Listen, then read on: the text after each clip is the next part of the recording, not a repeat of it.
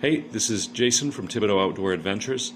We just wanted to talk about something today that we see a lot of in the forums, and that's the question of, is this fish a brown trout or is this fish a salmon? So there are 4 basic tips or tricks that we know to identify these real quick. You start at the tail and you look at it, and is it a square cut tail?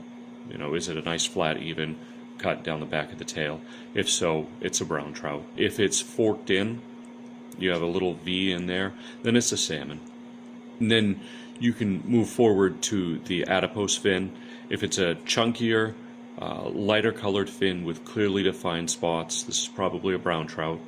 If it's a darker, more slender fin with kind of hard to see spots, then you probably have a salmon here. The differences are slight, but they are there once you compare the two.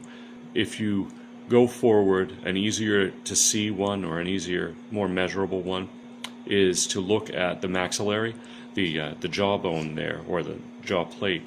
If it goes beyond the eye toward the rearward of the body, it's most likely a brown trout.